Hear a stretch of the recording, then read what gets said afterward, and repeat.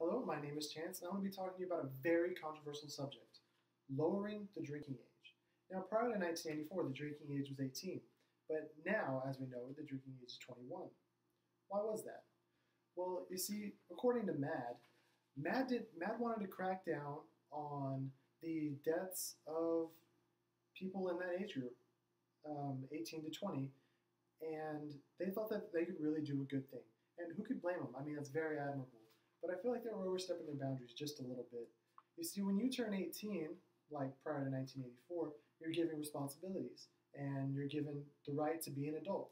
Well, when you enter adulthood, you have a lot of things thrusted upon you, and that is to take responsibility for your actions. And I feel like if you choose to drink and then drive, you're making an adult decision that has adult consequences.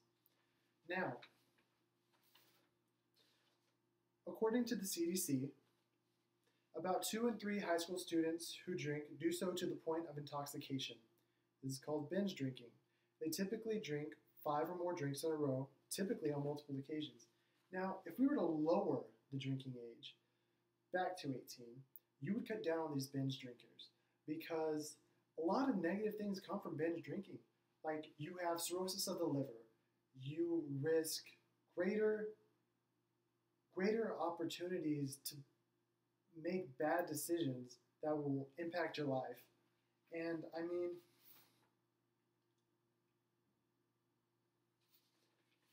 mean, it'll cut down the excitement of binge drinking, which is a big goal, and what was a big goal for MAD whenever they instilled this bill.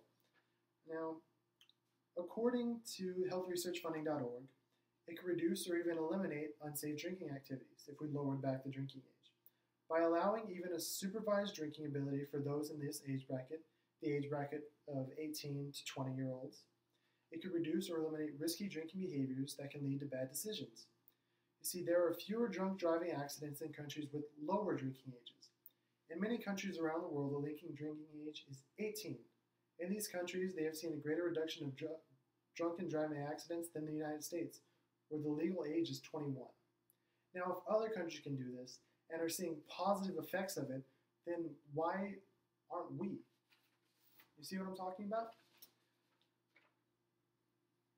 Now, drinking and driving in all age groups should be illegal.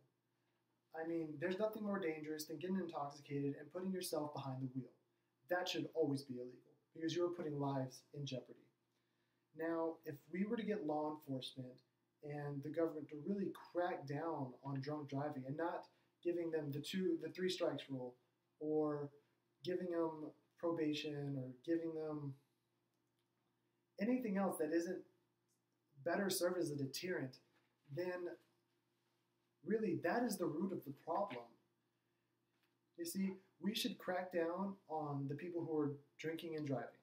That should be the goal of MAD, not cutting down the people who are allowed to drink. And this would include, if this bill was passed, this would include high school students who are 18 giving alcohol to minors. I mean, whenever you turn 18, you have the right to drink alcohol and not supply it to your friends. Now, you have to respect MAD, like I said, but according to new information in 2013, its analysis of federal data estimates that just 32% of underage deaths are traffic related. That's the message from MAD, whose new analysis of alcohol-related deaths among people 15 to 20 estimates that 68% of fatalities connected to underage drinking are not traffic related. And that's from the lips of MAD in 2013. You see, when MAD passed this bill, this is exactly what they tried to solve for, to prevent deaths. But if only 32% of underage drinking deaths are traffic related, then they haven't even scratched the surface of solving this problem. You see, if we were to pass this bill, we would boost the economic activity. We would there would be less alcohol poisoning in the youths because we would eliminate the factor of binge drinking. We would promote people to go to the hospital, especially minors, if they have alcohol-induced poisoning or something bad were to happen because they fear of getting in trouble. Now, I like to go back to what I said in the first part of my speech, how this is a right for American people, American adults, and I don't see how you can turn 18 and not have this right. Like I said, there's so many pros to it and very few cons. And even coming from the lips of MAD, they haven't really done anything that they sought out to do. So why is this still a bill? I mean, why is it still a law? It makes zero sense, and I hope I've persuaded you to look at this differently.